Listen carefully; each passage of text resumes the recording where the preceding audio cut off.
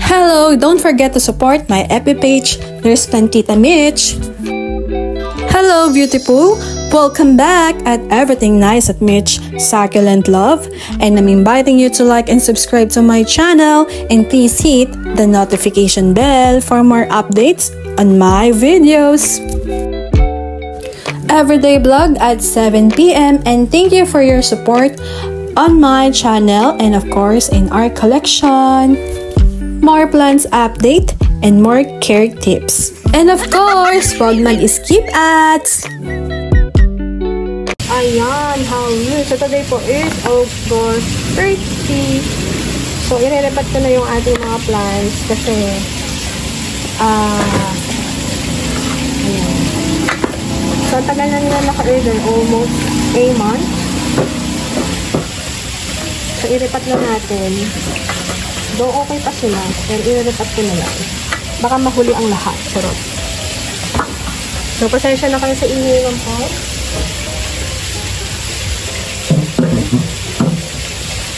Ayan.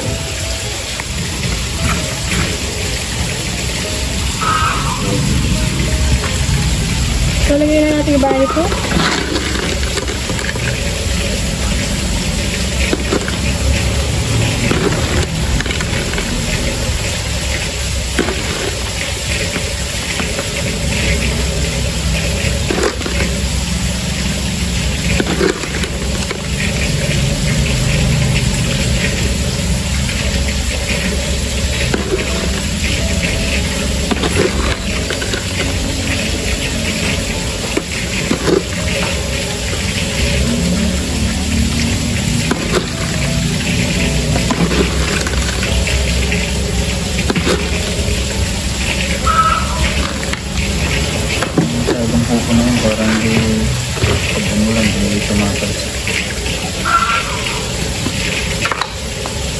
Tapos maglalagay tayo ng vermiculite.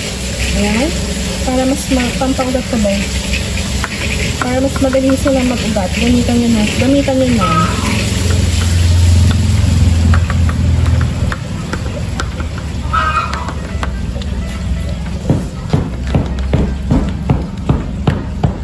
Nadami tayo. So na yung mixture natin.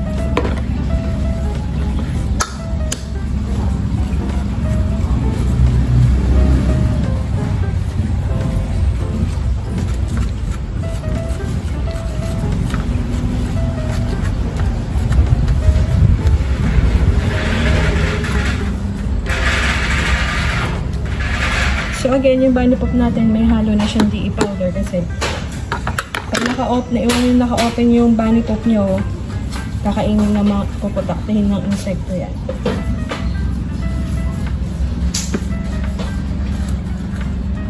So nagkaroon sila ng white kasi pinangicide ko na to. Yung pinapanood niyo yung vlog ko na pinapat ko sila sa fungicide.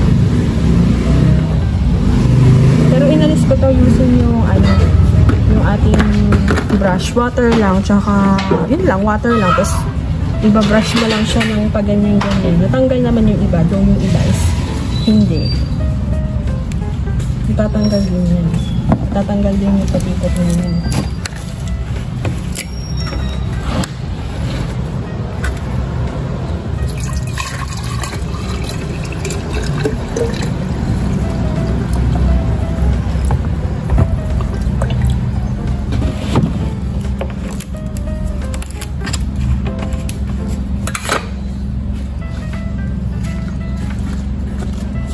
So, again, worth it bumili ng mga maliliit lang na ganito kaysa bibili kayo ng malaki na mahal kasi mahal talaga yung mga ganito.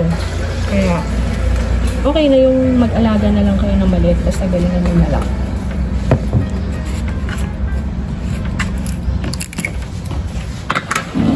So, trinanim ko iba, nagkaroon na din sila ng new growth. Kaya lang, masyadong mahaba.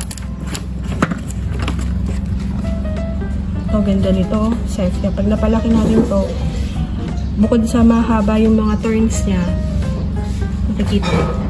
Bukod sa mahaba yung mga turns niya, tapos safe niya hybrid pa siya, kung mapapalaki natin to, mahal natin magbebenta yan sooner.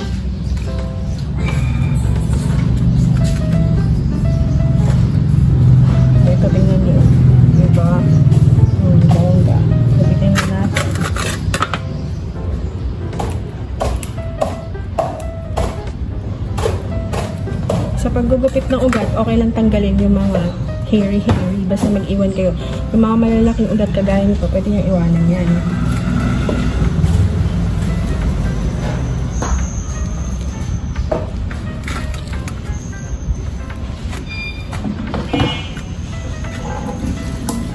Sa Astra, madali lang paugatin to.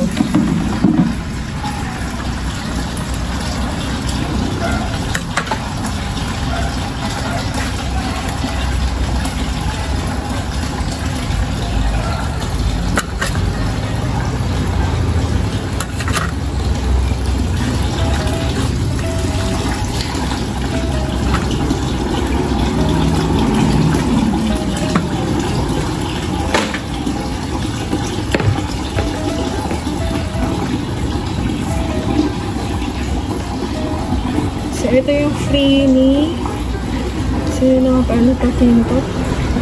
Seed Plant Depot.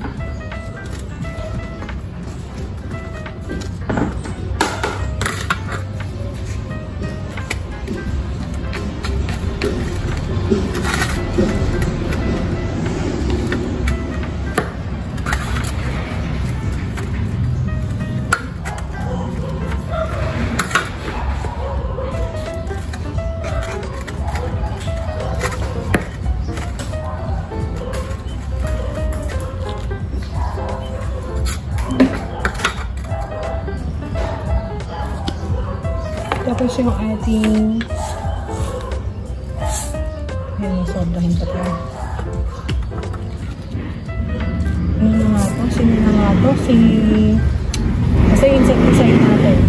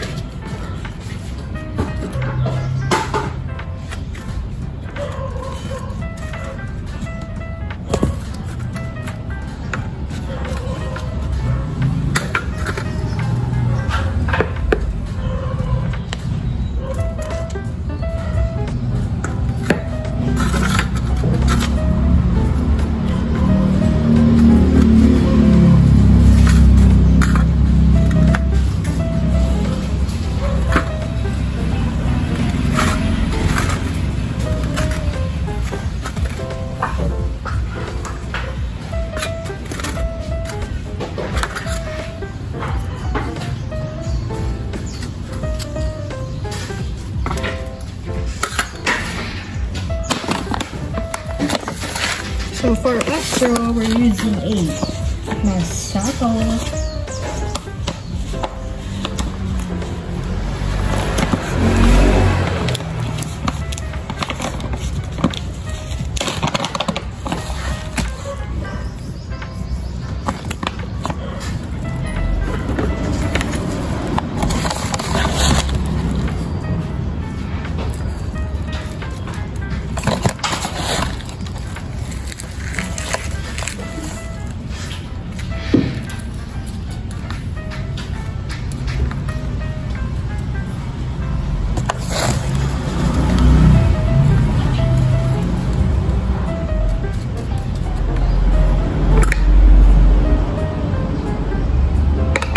Diba? Hindi na naman siya nakapantay.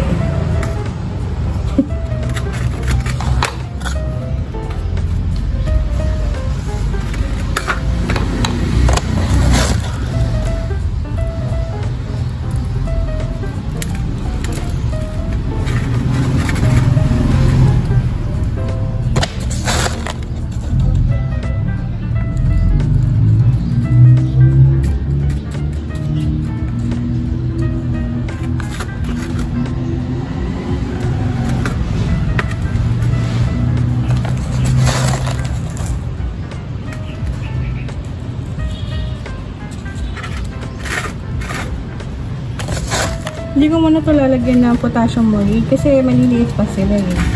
Saka na po ito. Malaki na sila.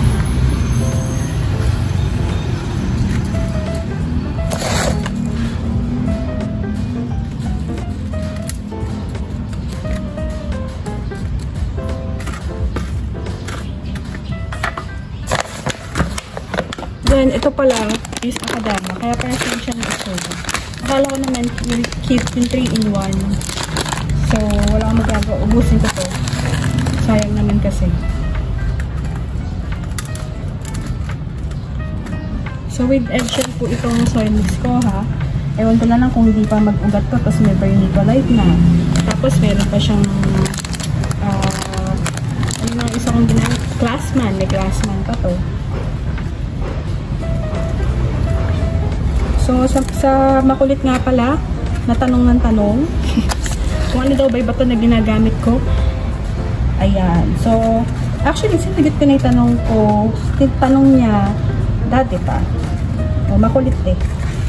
Ayan. Akadama po, tsaka Masato. Akadama for. Ngayon po, akadama yung ginamit ko kasi namali ako ng bili. Ayan. Akadama. Ano ba ito? Akadama for Gymno, tapos pag ganun. Tsaka Kiryu for Astro.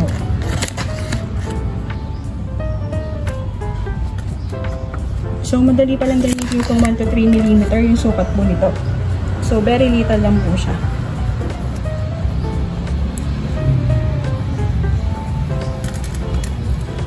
Ang ganda nitong sepia, pumangit lang dahil sa full design.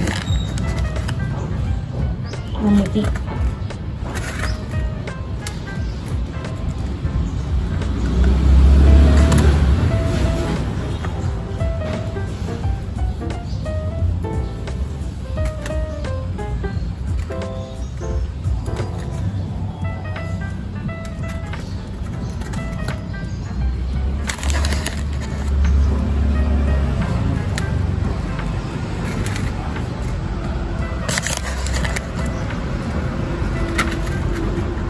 So, iwas tapan pag 1 to 3 mm, no? Pagka yung 3 to 6 mm, mas madaming natatapon sa akin. So, after nito, is didiligan ko na po sila. Kasi dehydrated na din talaga sila. So, yung iba natatakot sila na, na magdilig. Pagkatanim. So, basta na-assess mo yung Gymno mo na dehydrated, pwede mo na silang tiligan. Basta wag mong lunurin ha, baka ganitong pat mo lang is 2.5 yata to, 2.5 inch. Tapos magdidilig ka ng isang tabo, ewan ko sa'yo. Ewan ko talaga sa'yo. Kaya.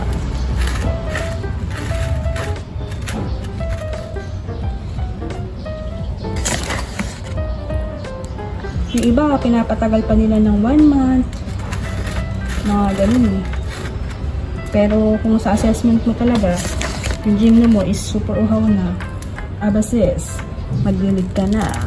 Kawawa ang iyong gymno. At saka pagka dehydrated match ang gymno, mas madali silang kumakapit. Mas madaling kumapit yung ugat nila.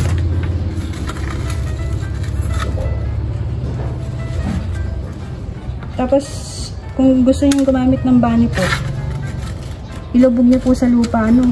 Kasi kung nakaibabaw yan at hindi kayo gumamit ng insecticide, kagaya nung ginamit ko na to, ano na si pangalan nito, nakalimutan ko na talaga.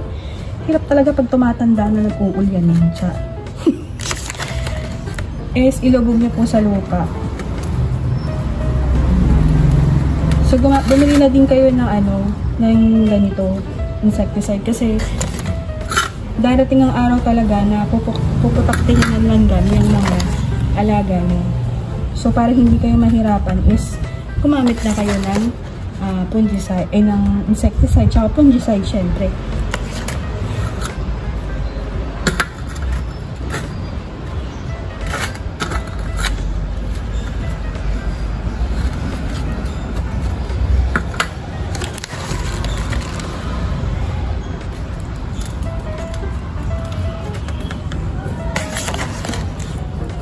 So again, ulitin ko lang ha, kasi meron ako makulit na viewer talaga eh. Andy talaga ang tanong. May date pa nga yan eh, na nilalagay. Charot. So, ang tips ko, mas madali pong lumaki ang gymno kung saktong pot po yung gagamitin nyo. Hindi naman saktong-sakto, bigyan nyo naman ng allowance. Mas mabilis silang lumaki ng ganyan, kaysa dun sa gagamit kayo ng, ito alam ko 3-inch pot to eh. Tama ba ako? Hindi ko alam. Kaya sa gagamit kayo ng ganito, tapos dito nyo itatanim yung gymno, mas matagal silang lumaki. Tsaka malulunod nyo yung gymno nyo. Kung astro, carry lang, kasi wala naman tayong problema sa astro.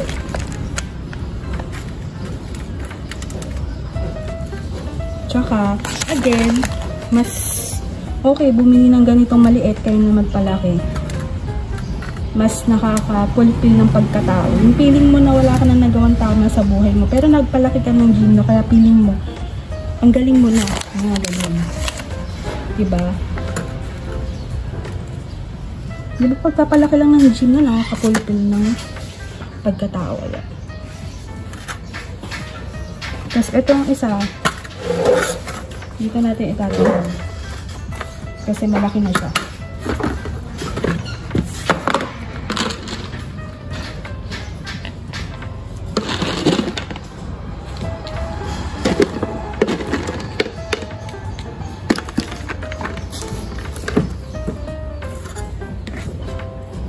Ayan, lagay ko na yung bunny poop. Nabuo natin sa lupa.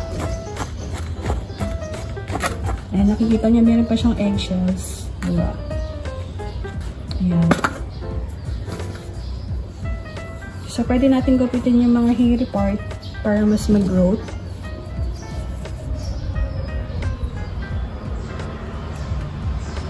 Wait ako sa inyo.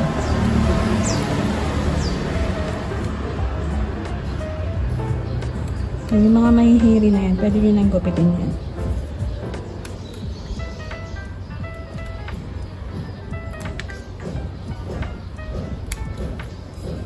Okay na yan. Maano na siya eh. Maugat na maugat. Dito na naman tayo mahihirapan.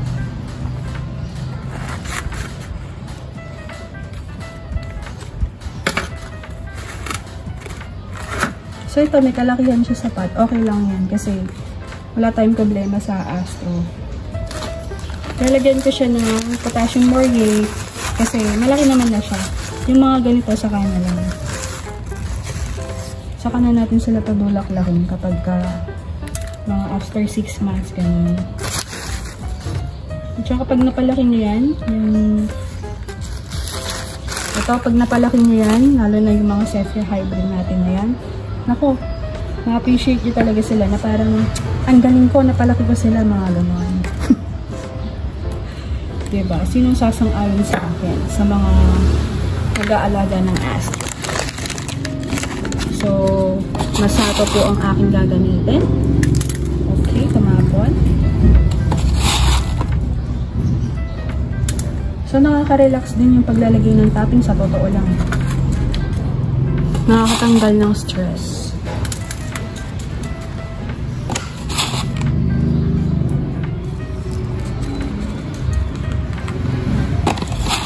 So, marami na tayong nagawang creatives dito sa mga Gino. Diba? Tsaka Astro. Mamili ka na lang ng papanoorin sa mga nag-change into succulent to Astro or Gino, diba? Ayan. Teka lang. Ganda na, no? Ayan. So, nakikita ko hindi pantay yung pagkakalagay ko ng masato at saka ng akadama. So, mas gusto ko pa rin talaga si Pure Beauty kesa kay akadama.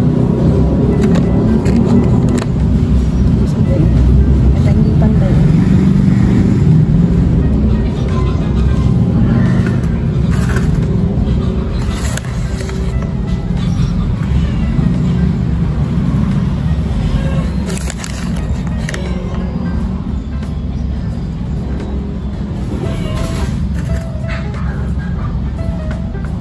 Ito talaga yung pinaka-favorite ko, yung maglagay ng toppings, diba? Kayo, anong favorite nyo sa pagtatanim? Maggupit ng roots? Diba? So, lalo na kapag stress ka sa work or na-stress ka sa buhay, diba? Maghalaman ka, gaganda pa yung halaman. Ayan. So, asan pa yung nakikita kong hindi pantay? Ito.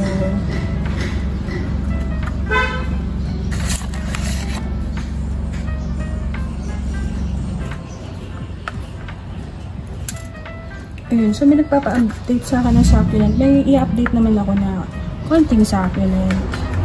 Si Ma'am Si Ma'am pangalan ito, Marilyn Gentina. So, mag-update ako ng succulent. Tapos, care tips din. So, this is, Quaha lens.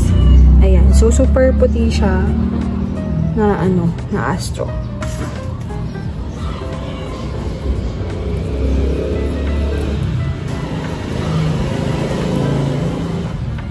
Ayan. So, nagkaroon ng puti-puti. Tapos, yung ating Sephora. Ayan. Sephora natin.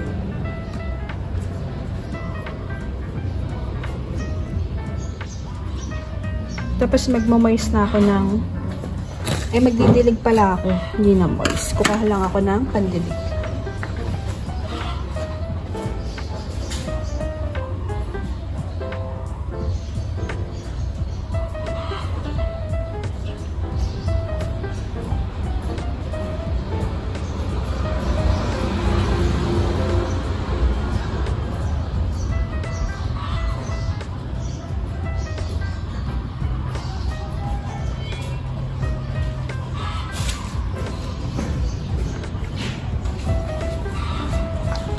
So, tomorrow ko na talaga ni Happy. Tomorrow ko po i-vlog. Ito naman, itatanim natin bukas. Tapos plus, care tip, syempre, kahit pa ulit-ulit tayo. May mga new viewers tayo. Ayan. So, ito na yung masato. Hindi siya umakyat. Hindi siya, natawag doon. Hindi siya, hindi siya lumulutang.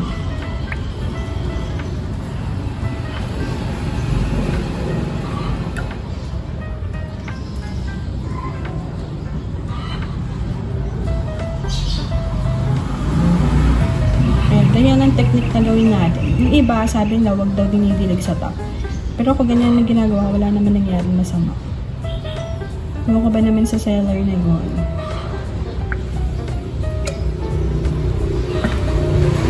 Ito, maliit lang, konti lang.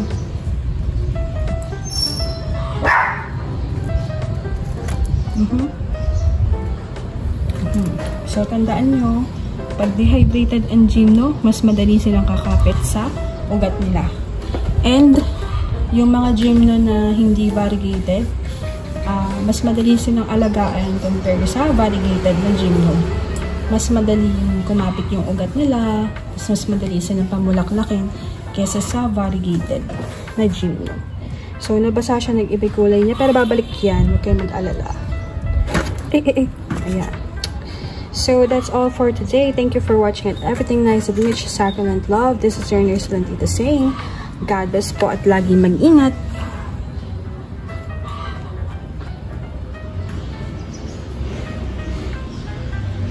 Tanggalin ko lang yung mga puti-puti, yung fungicide.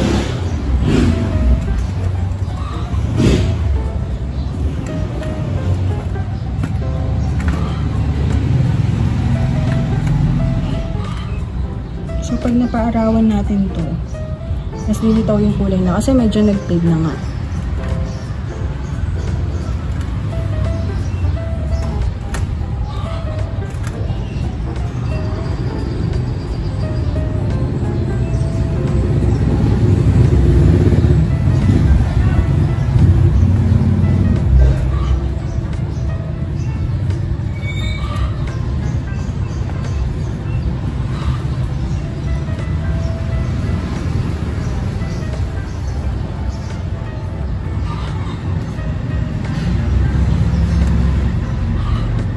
So, after pala natin itanim, hindi mo na napaarawan, 3 days muna natin inilim, tapos after that, sasabak na natin sa araw. Pero, morning sunlight lang, 1 hour, 2 hours, 3 hours, hanggang sa masanay. So, yun lang. Naghabol pa yun. So, see you tomorrow for our astro repotting.